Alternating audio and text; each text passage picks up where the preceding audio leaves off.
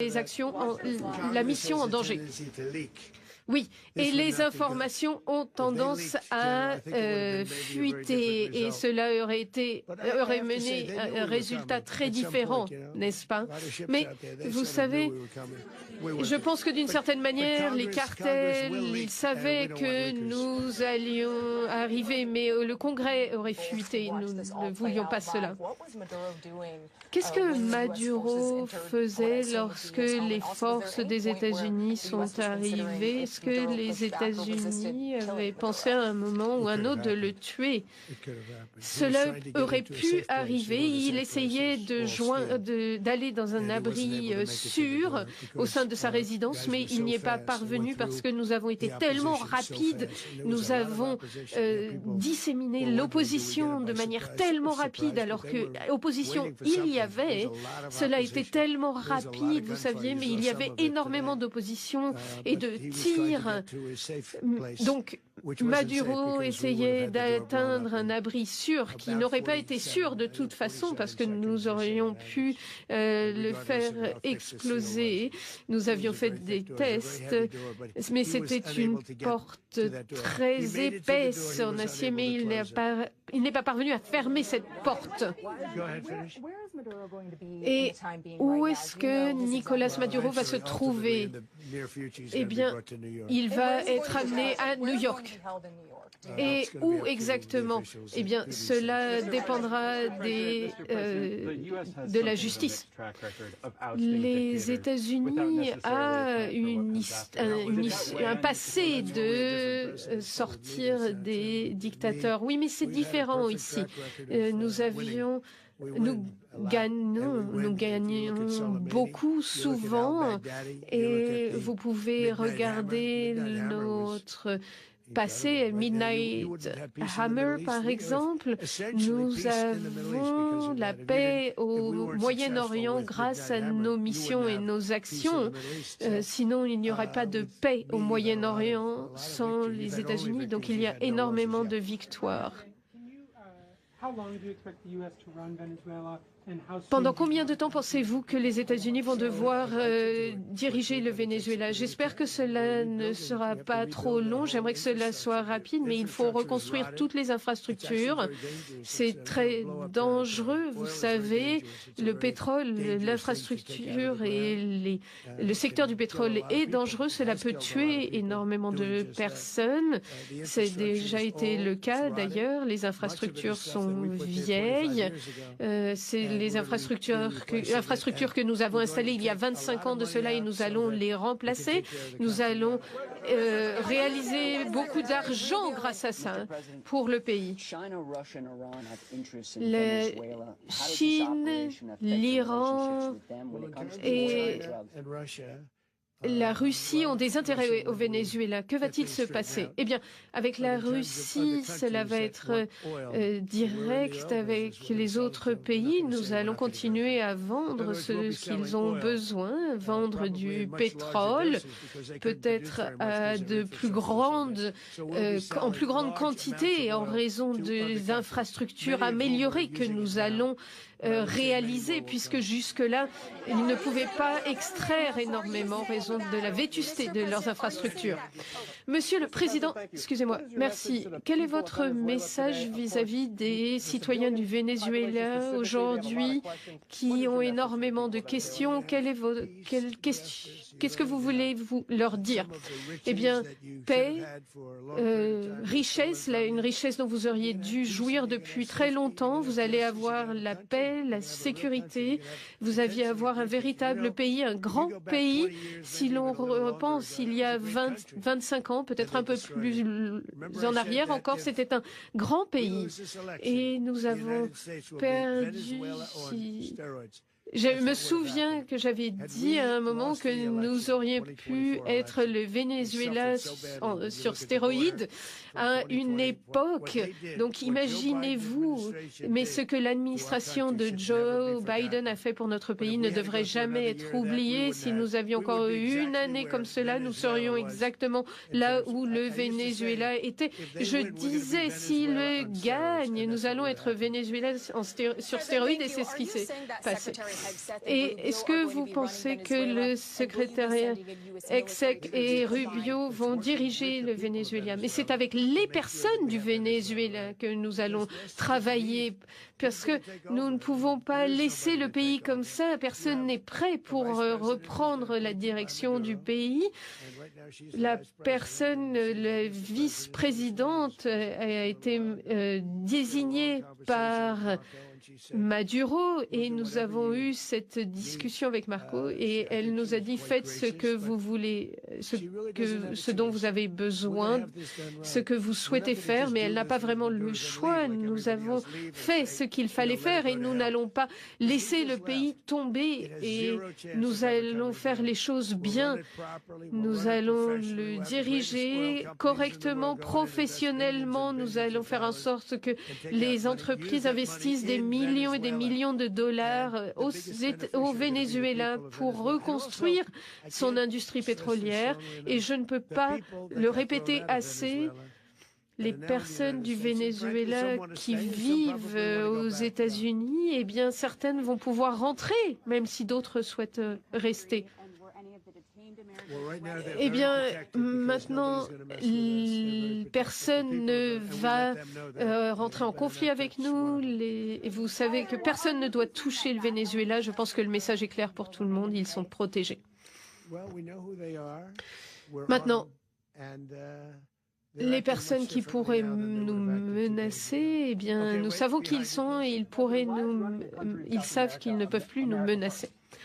Et est-ce que vous pensez que c'est encore America First?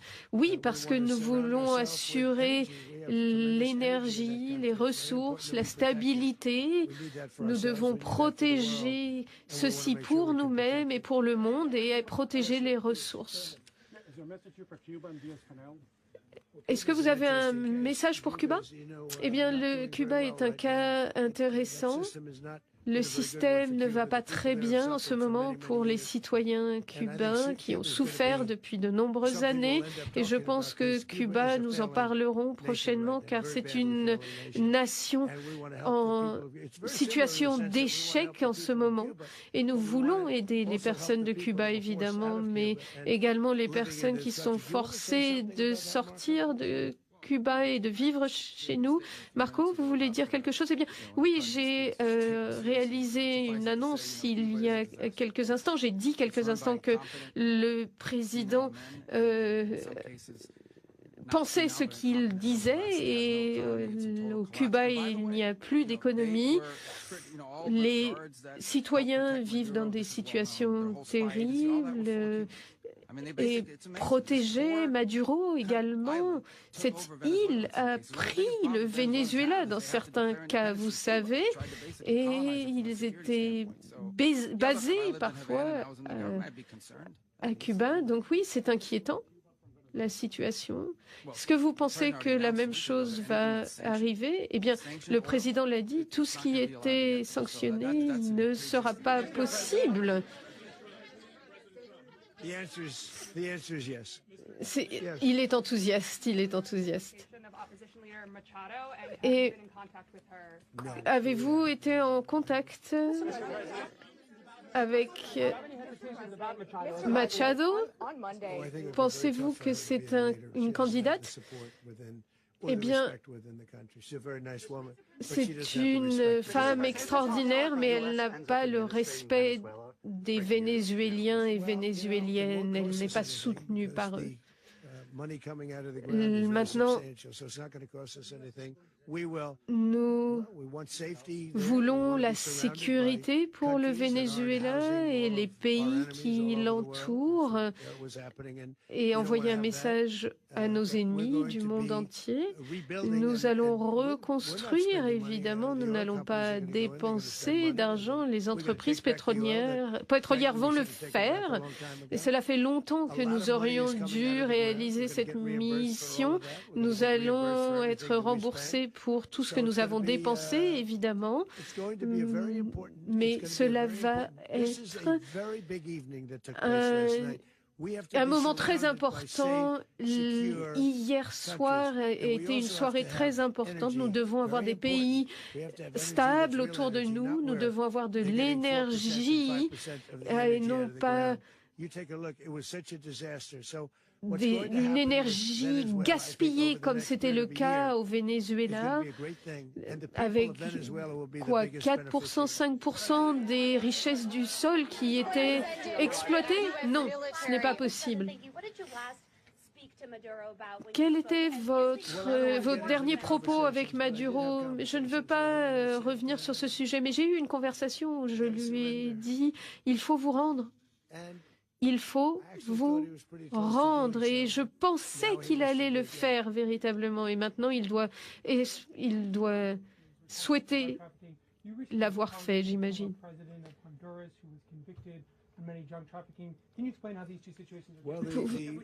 Pouvez-vous nous parler un peu des situations?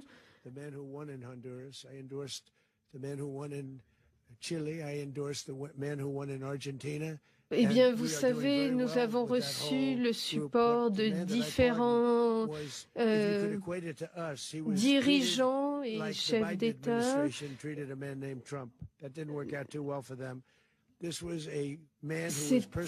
Nous avons eu des situations de personnes persécutées de manière injuste. Nous pensions que c'était injuste. Il faisait partie du parti des personnes qui ont gagné. Il était content et le parti au pouvoir a défendu justement.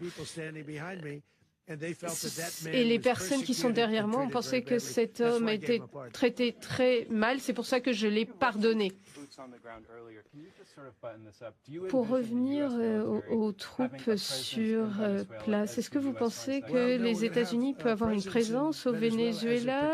Nous allons avoir une présence au Venezuela pour donner notre expertise pétrolière, mais nous allons également prendre les richesses du sol pour les diriger vers les personnes au Venezuela, les personnes qui étaient avant au Venezuela et qui ont dû partir, et également pour rembourser les États-Unis des dommages qui lui ont été causés à cause du Venezuela.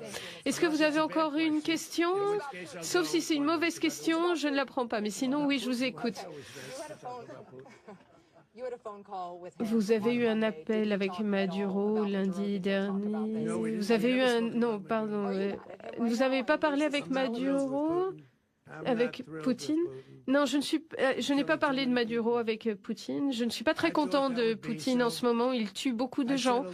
Je lui ai dit que la Thaïlande et le Cambodge allaient rentrer également au conflit. Je lui ai dit, je me donne un quart d'heure et maintenant je suis à 8h15. Mais ces 4 dernières journées, je pensais que nous allions atteindre la paix également. Nous avons besoin de parvenir à la paix. L'Ukraine et la Russie ont fait des choses terribles en ce moment et nous avons vu ce dernier mois 27 000 personnes, 37 000 personnes, principalement soldats, ont été tués le mois dernier. 30 000 soldats. Et donc, au lieu de tout ce que nous envoyons, les missiles, les munitions et ce qu'ils nous paient, nous ne perdons pas d'argent. Peut-être même que nous faisons de l'argent, mais c'est la dernière chose qui m'importe. Ce que je veux maintenant, c'est que nous arrêtions cette situation. Nous avons énormément de personnes qui meurent et J'ai été bon jusque-là à réaliser des accords, à cesser les guerres. C'est quelque chose que je fais bien. Et si je peux faire en sorte que plus personne ne meure, que les personnes soient tuées à Kiev et dans d'autres villes et de manière vicieuse, je ne suis pas content de cette situation. Je pensais que nous allions résoudre cette situation bien plus vite. Je sais que nous avançons, mais c'est une guerre qui n'aurait jamais dû arriver si nos présidents précédents l'auraient dit, auraient fait quelque chose. Mais j'ai hérité de cette guerre. C'est une guerre qui a commencé sous Joe Biden. Je suis arrivée en cours de route et c'est véritablement un énorme bazar. Et si nos personnes avaient été engagées dans cette guerre telle que notre général ici présent, cela n'aurait jamais continué. Cette guerre devient un vrai massacre et nous voulons qu'elle s'arrête. Merci à tous. 18h36 sur